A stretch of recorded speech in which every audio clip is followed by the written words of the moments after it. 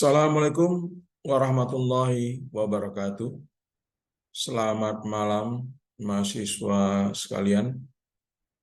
Salam sehat selalu buat kita semua. Kembali kita bertemu di secara online ya, di mata kuliah manajemen risiko. Kita meneruskan pembelajaran kita yang pada malam ini kita sampai pada pertemuan materi ketiga. Untuk itu simaklah video yang saya share ini. Mudah-mudahan bisa menambah pengetahuan Anda di dalam pembelajaran mata kuliah manajemen risiko. Untuk itu saya akan share screen materi kita. Silakan Anda untuk menyimaknya. Pada materi ini kita akan mempelajari tentang arsitektur manajemen risiko Arsitektur manajemen risiko ISO 31000 31000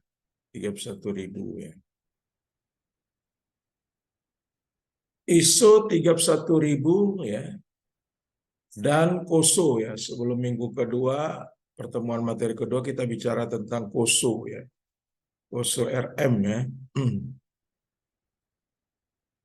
Jadi perbedaan ISO 31000 2018 dan COSO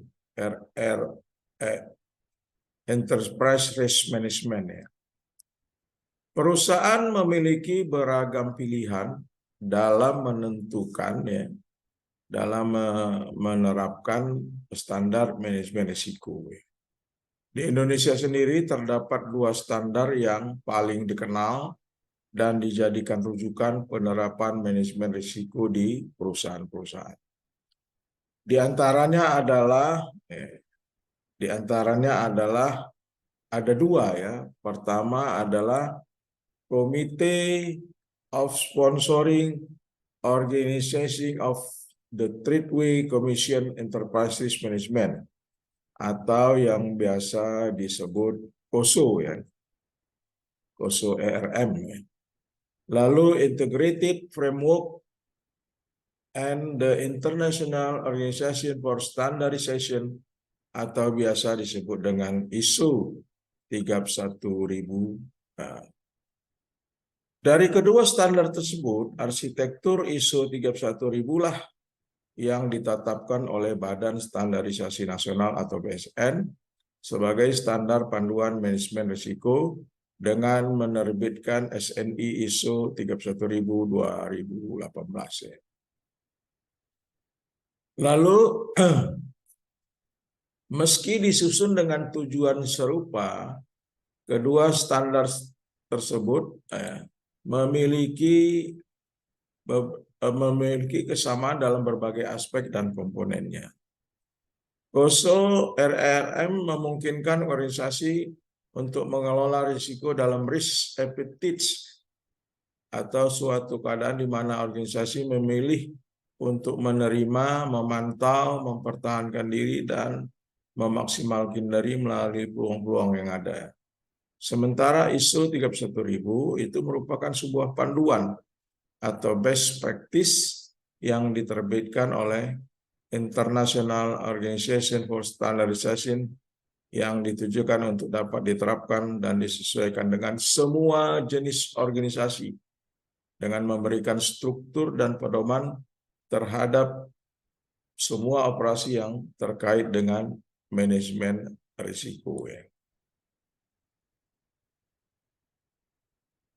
ISO 31000 dibuat untuk membantu organisasi mencapai tujuan organisasi dengan dapat mengidentifikasi peluang serta ancaman serta secara efektif dapat menggunakan sumber daya yang ada untuk menangani risiko.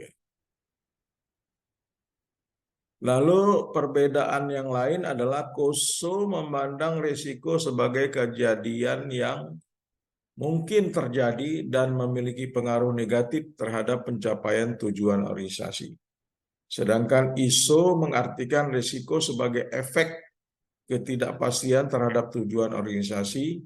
Jadi pengertian ini tidak hanya memberi penekanan pada pengaruh negatif saja, atau biasa disebut dengan downside risk, tetapi juga pengaruh positif atau upside risk ya, upside risk ya. Arsitektur manajemen risiko ya. ISO 31000 adalah panduan penerapan risiko ya, panduan penerapan risiko yang terdiri atas 3 elemen. Pertama adalah prinsipal, framework, dan proses. Prinsip manajemen risiko adalah dasar praktek atau filosofi manajemen risiko. Kerangka kerja adalah pengaturan sistem manajemen risiko secara terstruktur dan sistematis di seluruh organisasi. Proses adalah aktivitas pengelolaan risiko yang berurutan dan saling terkait ya.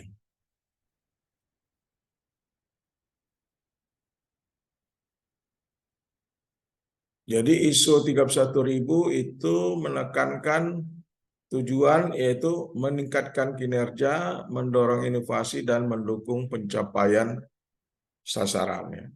Jadi manajemen risiko adalah bagian dari tata kelola governance dan harus terintegrasi di dalam proses organisasi. Penerapan manajemen risiko memerlukan kepemimpinan dan komitmen dari manajemen puncak serta keterlibatan aktif dari semua organisasi.